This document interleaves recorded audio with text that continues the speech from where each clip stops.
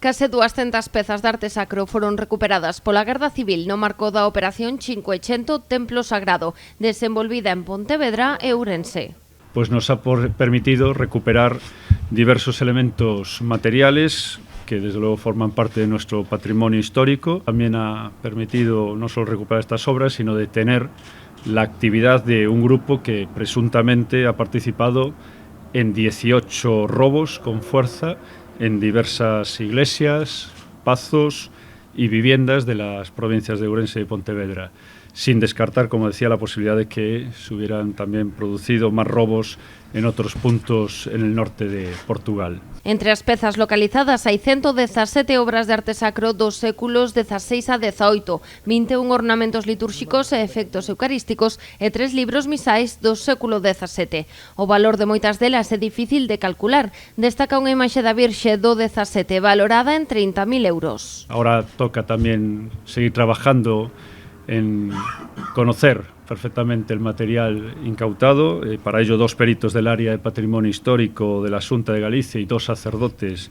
de la diócesis de Santiago y Ourense pues están ahora valorando, reseñando y catalogando los efectos incautados. Desde la Guardia Civil ya se ha podido identificar 9 piezas de las que se tienen constancia que fueron sustraídas de maneira ilegal de varias destas localidades. No operativo traballaron de xeito conxunto a Garda Civil de Pontevedra e a de Ourense. Continúa aberto, pero até de agora xa foron detidas 8 persoas.